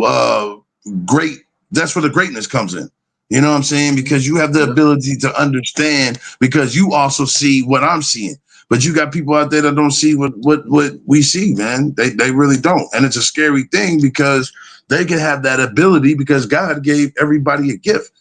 But how many people are using that gift every day? You know what I'm saying? So that's why I want to find a solution. You know what I mean? I just want to find a solution. I want to put a game plan into play. I really, really do. That's why I'm glad when you told me shouts out to all those 7 countries, man, because that's the start of something different. You know what I'm saying? We could really go visit with everybody in the country and live and live their culture and learn their culture, you know, for like a week, you know what I'm saying, or 2 or something like that, and sit down and talk to them and find out what they think and what they experience and what they're unhappy about and what they're happy about, you know, because it's all about conversation. You know, that's why they got so many podcasts, because at the end of the day, it's all about conversation. You see what I'm saying? But YouTube, shouts out to YouTube because you give a platform that really can go deep with it as far as we want to go and some. You know, I like this StreamYard studio. Shouts out to them, man, because this is really professional. When you put the word in professional, look how clean and professional it looks, man. And, you know, I'm glad we're using this. And this is a step up from what we did, but it was okay because I think it's good, man. I think I really like it too, man. we're gonna try to stick it out. I think it's going to stick it out another 20 minutes or so. I love this. I've seen it from one of my buddies on here, and I played around with it last week. I got pissed off and couldn't figure it out, and now I'm like, okay, this is cool. Now it's like this is pretty neat, man. I just think that this whole little space, man. And I was telling Brian in here, that's in the room with us, man, the other day. We just kind of getting started, and it's fun to come on here, man, and bullshit and talk. And it used to be weird to be in front of the camera, but now it's just like, okay, you got something to say, just turn the thing on and say it. You know, I was telling them, you know, when I do my door dashing, I turn it on, you know, and I start turning it on, man, and just talk about what things that are going on in the world. Brian had mentioned we are all weird, makes the world more interesting, which it absolutely does, man. We're all individuals. We all have our own. We all bring something special, you know, to the whole thing. And I had some more stuff to say, but I think we all also And we gotta. I think everybody, and it's gonna sound kind of cliche, but we all got a superpower, man. You know what I'm saying? Your superpower is like to connect with people, man, and people like you. You know what I mean? Like you've always been. When we went out as Brian, I mentioned I've known Malik since we were for like 25 years, man. And you've always been the dude, you know. Oh man, Malik, everybody know you, man. Like, and you're always kind-hearted, man, and it's infectious. It's infectious, man. So it's like now, what I'm trying to do, what I want this brother to do, what I'm wanting Malik to do, we're trying to get him to start his YouTube page today. Brian, I'm letting you hear this, Brian, because I'm gonna hold Malik responsible today to start his page. I'm calling him out. I'm calling him out. He's gonna do it, man, because I think you have a lot to say, man. You have a lot. That's why I brought you on here. You know, this is the second time now. You got a lot to say, man, and why not? And I'm gonna put your handle on down here in the comments too. At Malik Hendrix. You are going to start a page. You got your page. I'm following you. You're gonna get your shit started today, man. You got a lot to say, bro. So we're looking forward. We're looking forward to it. I want to start. I want to try to let's kind of make it another. Let's try to hit another. Let's say another 10. I'm gonna say about 10, 15 minutes. I say about another 30 minutes.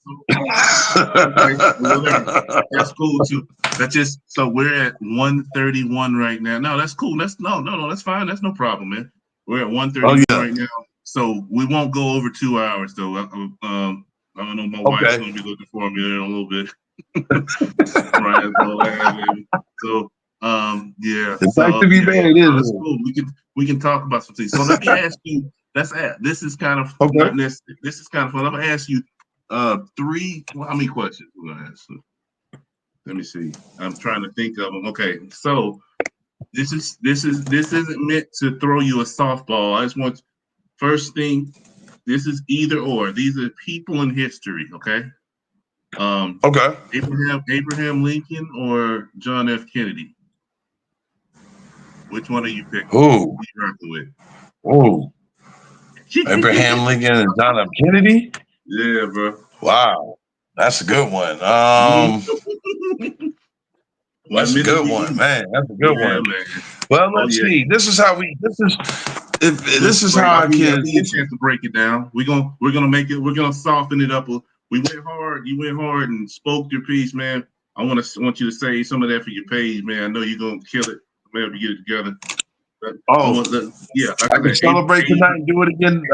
I can celebrate tonight and do it again tomorrow, man. I can go all day. I can go even when I'm out working.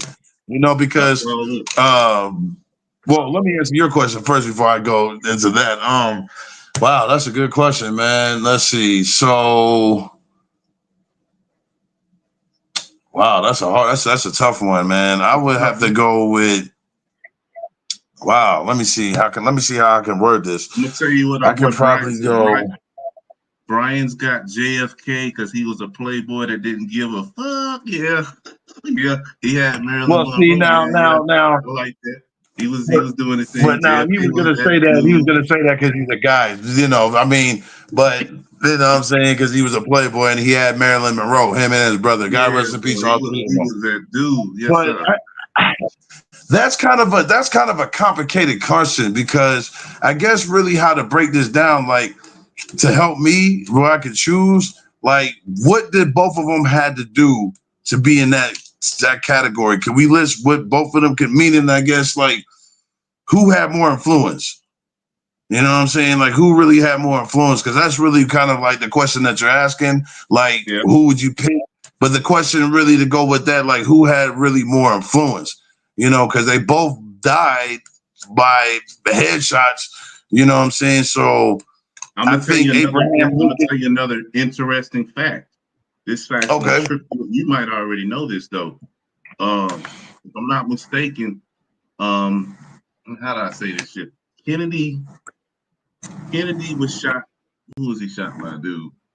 It was something about who they got shot by, right? Like Kennedy Yeah, got that was shot by a dude, last name God, hold on, Lincoln. I can't even think of his name, man. I'm tripping. Who shot Kennedy? Oh Hold wow, on. man. Who shot Abraham Lincoln, bro? Hold on a second. Abraham Lincoln was John Wilkes Booth. John Booth was Wilkes. Abraham Lincoln. John F. Kennedy was oh my God, man. Oh, Oswald. Lee Harvey Oswald. Oswald. Okay. Lee Harvey That was Oswald. some Yeah, yeah. crazy Lee Harvey. Yeah, thank you, Brian. Man, Thank you, Brian. there was some crazy fact, man, that I can't think of that was here. Maybe it's the two got shot in the head, dude. Maybe that's the crazy fact. I thought it was something else I was trying to come up with too. But I mean, that's a tough one. That's a tough one. I just wanted to try to hit you, and all these are tough, man. So I'm not gonna make you answer one of them because all of them are meant to be tough. I got 3 more for you. You can come back All to right, that. Let me think about that one. Yeah, let me come back to that one. I want to come correct. I don't want to come correct on the man being a player because that's not why he was president of the United States. That's not why he was loved, but more hated. But believe it or not, really loved because everybody knew when the 60s came, that dude. But see, a lot of it had to do with his dad. But we'll come back to that topic. But what's the other two? Guys, I'll figure it out. I want to hear the other two. I know I'm supposed to answer that first one, but I need to come back because I want that to be a solid answer. You know what I'm saying? Because the way I'm looking at it now, who had the most influence? I would say if it hadn't been for Abraham Lincoln, we would still be in slavery. Gotcha. You know what I'm saying? We would still be. So we're gonna go with Lincoln. All right, I got another one for you. Okay. This is kind of some nerd type questions. You're familiar with Booker T. Washington? Yeah. And W.E.B. Du Bois. And they both. Let me see. Can you tell me what they both did? I remember, but it's been so long in history. So, yeah, these are nerdy social studies questions, but that's okay. We're gonna put it up. So Booker T. Washington was in charge of. He did the school of he did Tuskegee Airmen. Tuskegee. Yeah. He built that, right? He built that school. Yeah, okay. I remember that part. Okay. In charge of he wanted Black folks to learn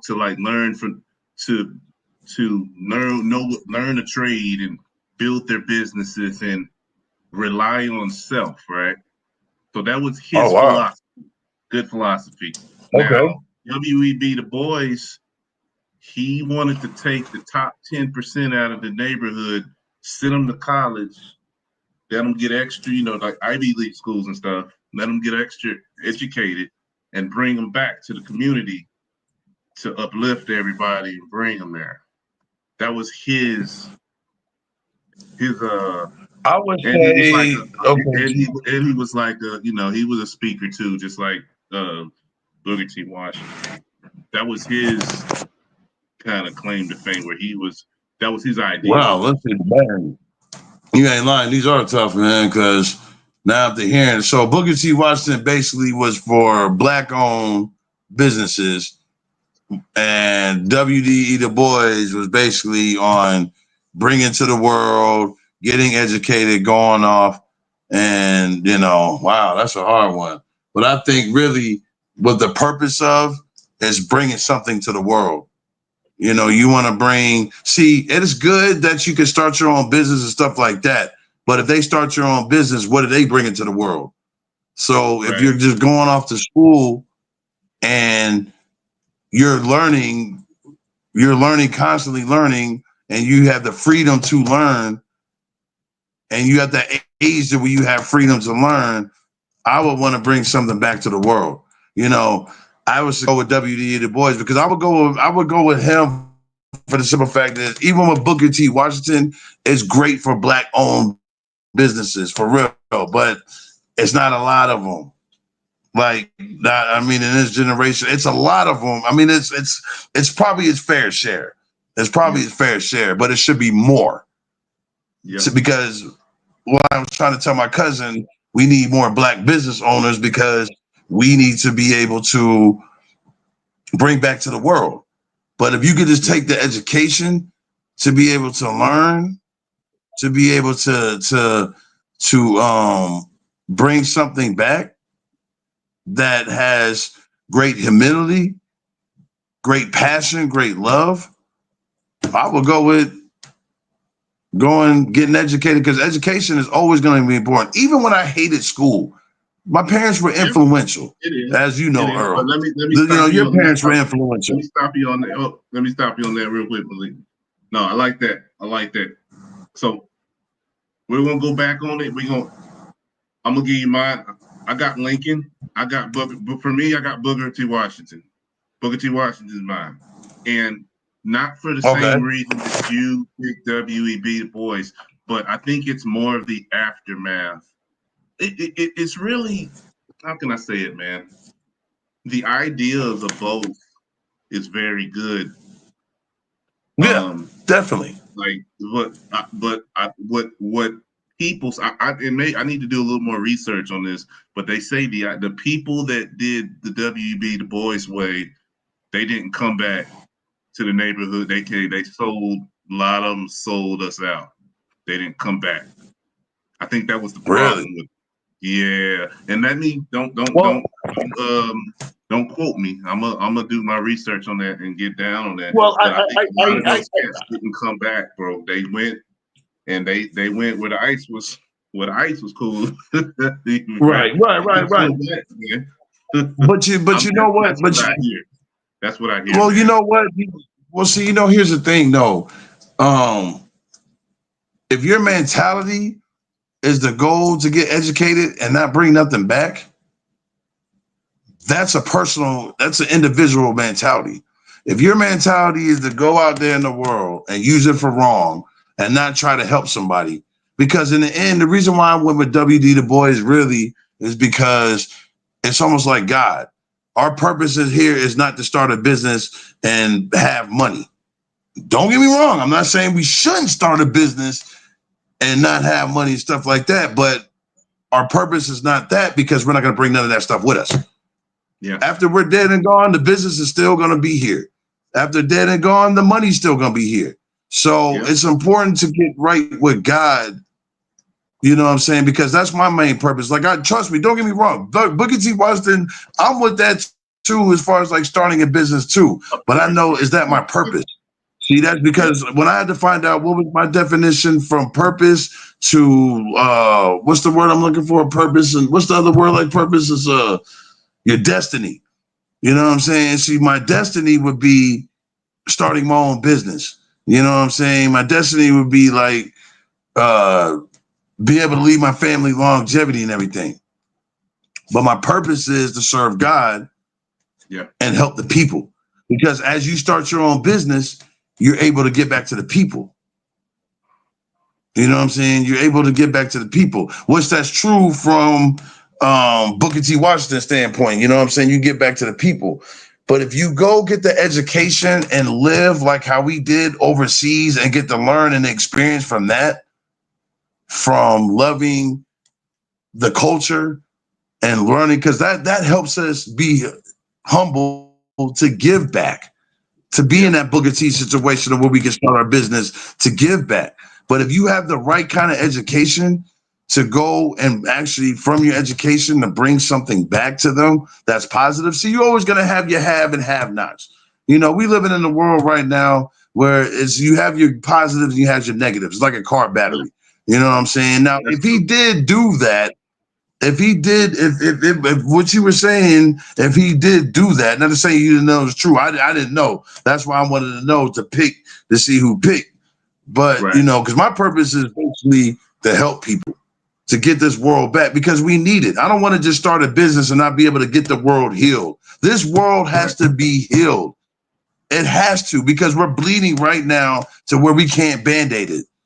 You know what I'm saying? So in order for us to look at, okay, for example, look at what the 7 countries did. They didn't do it for money. They did it because they helped us.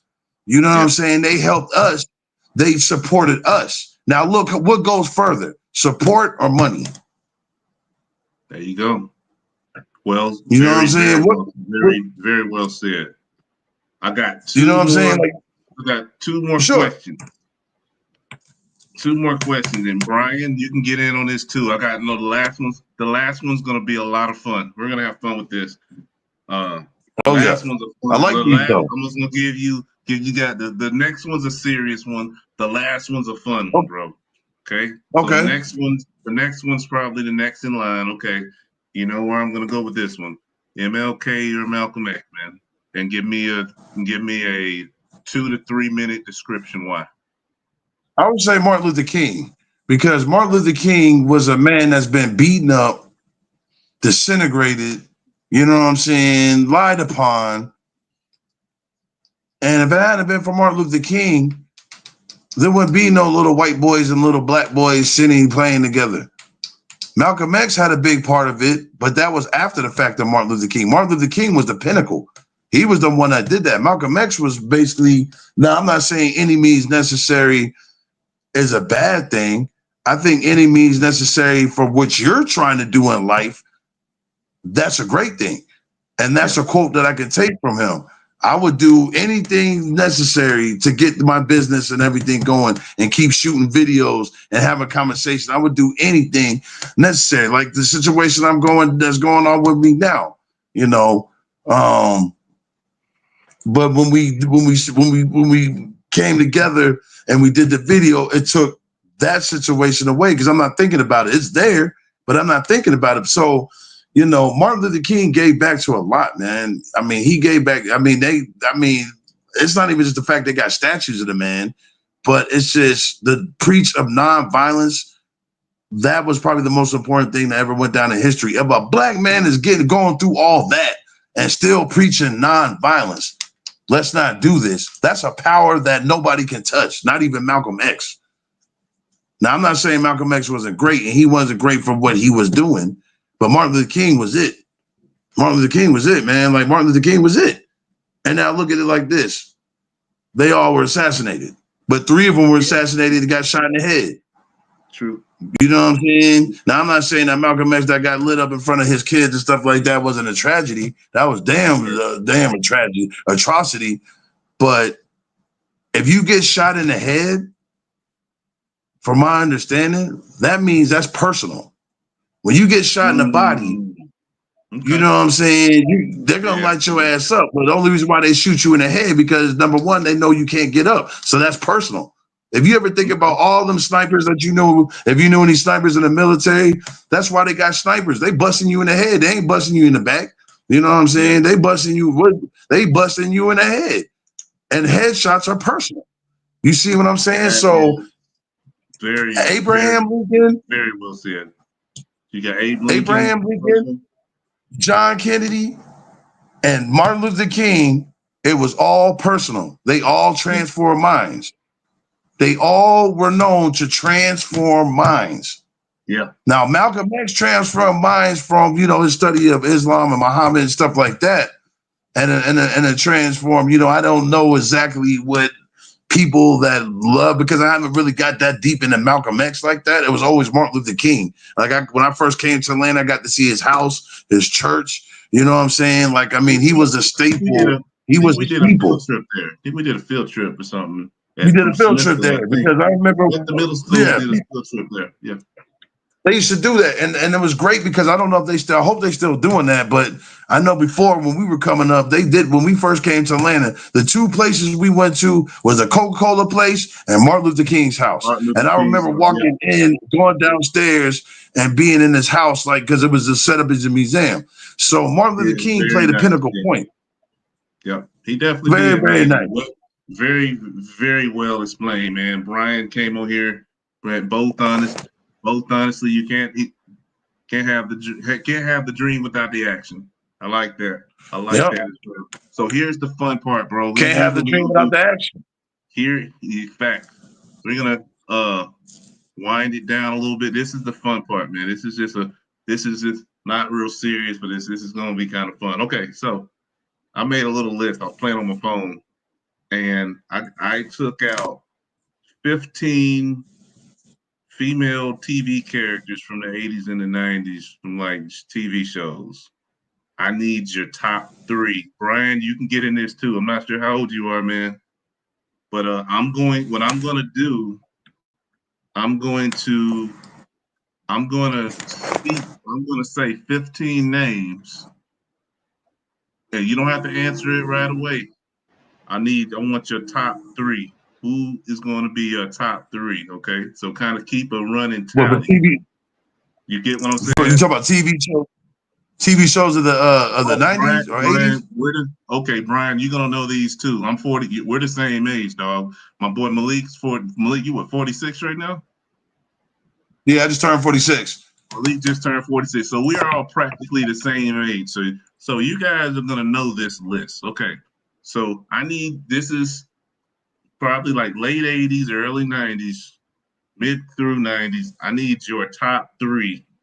All right. So keep these in mind. All right. So y'all ready? All right. Ready. Blossom.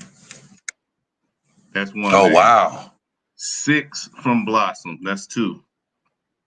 Yeah. Jesse from Saved by the Bell. Yes. Lovely. Shout out to Jesse. Shout out to Saved by the Bell. Kelly Kapowski from Saved by the Bell. Yes. Okay. Tia and Tamara from Sister Sister. Yes. Topanga from Boy Meets World. Yes. Matter of fact, I saw her, not to cut you off, I saw her, she was on a sneaker complex. I remember I was watching her on the sneaker complex, man. Like, she's been getting back out there. Like, you starting to see a lot more of her. I'm glad. Who was that? Who you talking about? Topanga? What's your Danielle Fishel? Yeah. Fishel. Okay. Sorry, Danielle. Yeah. No, that's good. Sorry, Danielle. Yes. Okay. Lisa Turtle. Yeah, because she did she had like a I think I saw her like when I was watching the phone. I think I was at work or something like that, and it's not too long ago. It was actually maybe last week. She was doing a sneaker thing. I think it was last weekend or something. She was doing a complex, the sneaker complex, getting her all the kits and stuff like that. Man, what she was gonna get. I think she got some for her kid and shit like that, because she was saying that she never used to rock shoes. She saw Ben Savage. Shout out to Ben and Frank Savage. She saw Ben Savage with one of I think it was J's or something on. And then, so I thought she said she was always a sneakerhead. Well, I think like he was after the fact or something like that, but she got some fresh kicks. She bought a couple pair. It was nice and fresh. So she's getting back out in the scene. And she hugged, I think, J. Cole. It's one of those shorts. Like when you born the shorts. I saw that. I know what you're talking about. Yeah. I did see that.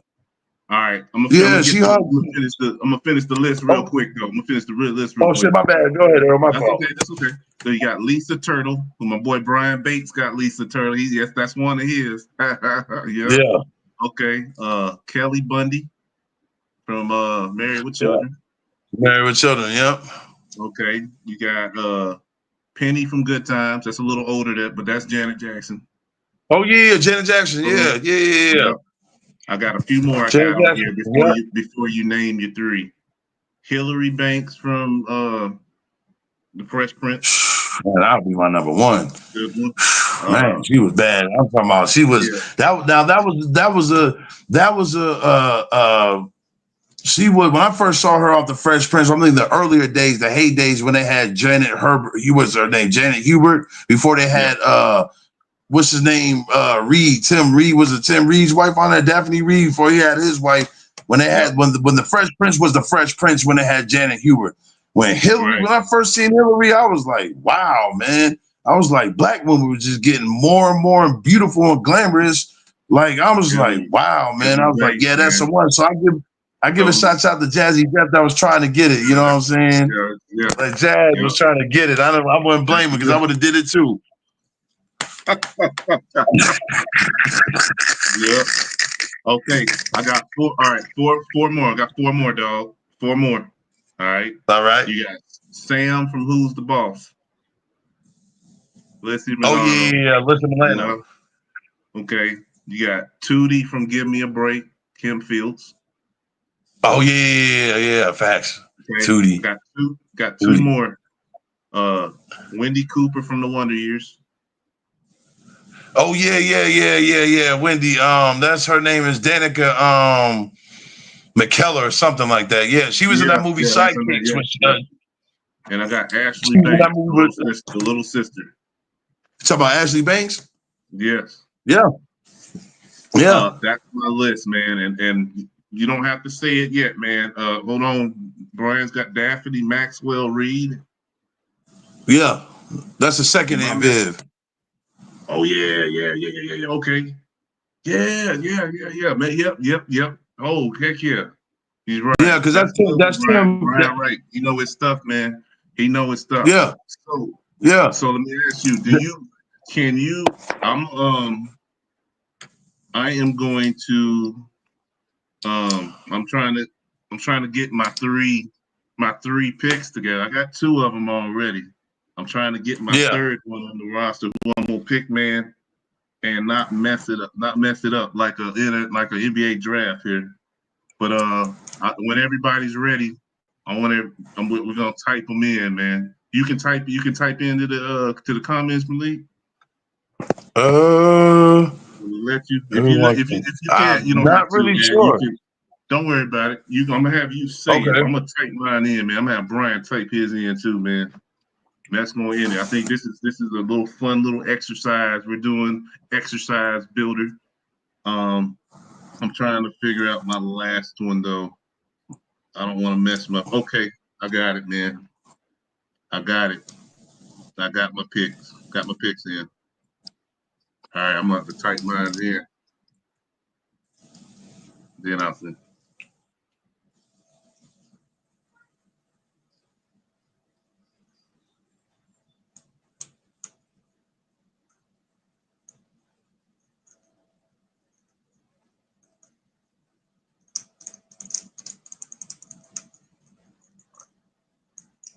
And yeah.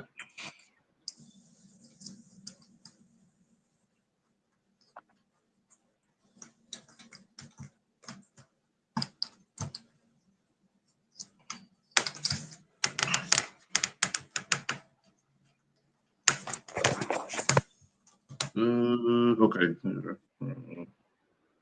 All right, I got mine, man. You got your three? All right, here's mine, man. You want to know my list real quick? Yeah. I got Topanga's my one. Lisa Turtle. Yeah, that's number one. Topanga one, bro. I'm sorry. Lisa Turtle. Yeah, that's number one. Tamara from Sister Sisters, my number three, man. That's mine. So the brother Brian Bates, not Brian Bates, sorry, Brian Bates got his. Brian Bates got Lisa Turtle. Good one as his top seed. Wendy Cooper is number two. Nice. And Hillary Banks is three. That's a fire lineup. That's a good lineup, Brian. Shout out to Brian. So I got nice. Malik, what's yours, man? I got Topanga number one. I got Jesse. Actually, I got Jesse Spano number one. Okay. Elizabeth Berkley, you know who you are out there, girl. I see what you're doing. Oh yeah, Elizabeth Berkley definitely first. You know what I'm saying? That's my number one. Number two be Hillary from Fresh Prince. You and Brian got that in common there. Okay. Yeah. Nice. Number three. Let me see. What other 90s show? Oh, what's her name? Elaine from Seinfeld. You're like, okay. Yeah, Elaine from Seinfeld. Okay. Yeah, nice one. Brian's feminist never looked so good. He right about that. Yeah, Jesse Spano. Yeah, Jesse Spano was good, man. That's a good pick though. No, Jesse. That's my number one. Jesse was fine. That's That's my number one. She the Amazon chick, man. She tall, and what I mean, I'm pretty sure her personality is just like how her personality was on the show. Because I mean, she seemed like a strong woman. You know what I'm saying? Real strong, real. You know, beautiful. She had a mind. She was using her mind before she was using her body. Real smart. You know what I'm saying? Old AC Slater. Exactly. Trying to get on AC Slater after AC Slater knew he couldn't get Kelly Kapowski because he already knew that was Zach Morrison. So he's like, well, look, if you going to whine, she likes him. They knew each other. If he going to whine here, you can have him. I'll get Jessie Spano because she got a head on her shoulders. And she also was a cheerleader too. So she was able to do versatile. She was still running with the best, but she had a mental education, and she knew she wasn't going for a lot of stupid stuff.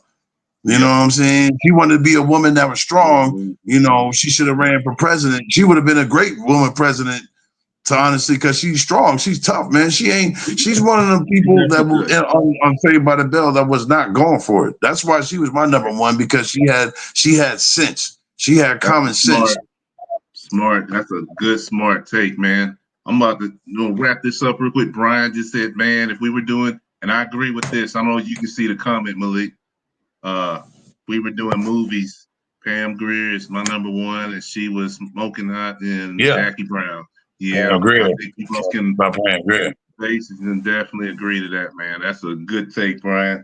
And we got to get Brian up on the show one of these days, man. All of us do. He fits right in, man. He fits right in with us, bro. I love it. It's awesome, man. We appreciate your company, man. But Malik, we're gonna get you man. Support. Today. And we appreciate y'all. Appreciate it, man. Definitely appreciate it. Brian, man, I'm gonna check you out. We gonna stay linked up and stay in touch, man. This was fun, man. This was fun to go out here and talk about old stuff, talk about serious stuff. You know, sometimes there's sports involved, like yesterday. There's all kinds of stuff to talk about, man. And just it's no use of just, a lot of people just want to be angry, want to be upset about something and everything, man. But it's all love, man. It's all love. Bitter. It's not going to do you no good. Doesn't do anybody any good. It's not gonna be no good. Toxic. Nobody any good at all. And Brian, man, we appreciate you too, man. We definitely enjoy it. We enjoy having you with us, brother. We enjoyed you. Most definitely. Yeah, thank you, brother. Thank you for supporting us, man, and thank you for being the same age as us. You know what I'm saying? Because three minds are better than one. We get along. Yeah, we get along. We all in the same era, the same aura. We get along well, man. So we got the same thought patterns, man. And I love being around people that's in our little 5-year age group, man, because it's like they understand us, man. You know what I mean? We understand them. It's just something about that 1978 to 1983 age group of people to where like we get it. We get it, man. We're some real ones. I really believe that. Really believe it, man. But we're gonna do this in the future. Hell yeah, man. I'm looking forward to it, Brian. We definitely will, man. Malik's on here now. He ain't going nowhere. This is awesome. Like man. A bad penny. Awesome. Yes, but I gotta go now. My wife is hitting me up. I gotta get out of here now, but man, it's been fun. This has been a great time, and we will be doing this again. A great time. Brian, I'm be hitting you up. Malik, I'm gonna hit you up as well, brother. Okay. Yeah, this was great. This was great, man. But we're gonna go ahead and end it off on that, and we will be doing it again. Love it. We'll be doing it again. See, thank you. Shouts out to everybody that's really been supporting us, man. And we'll be back. And Brian, thank you for being here. You know, Brian, even though you know what I'm saying? Like, because you said it yourself, Earl, I'm gonna leave with this, man. Like-minded people, man, they understand it makes the world go around because you're able to have conversations and understandings and the same feelings and emotions and likes and stuff like that and dislikes for people that you grew up with. You can't do it with this generation. These guys want to shoot you. There's no more fighting no more, So I just want to thank God for you, Earl, for keeping this opportunity You know what I'm saying? And thank God to Brian, and thank God to all the people. I'm so blessed for all the people in them countries that really gave us shouts, man, because that really is special, man. That tells us we really continue on going the right way and nothing can stop us, because nothing has stopped us. So that's all I got. One love, and I'll catch y'all on the flip side on the rebound. Take care. All right. Take care.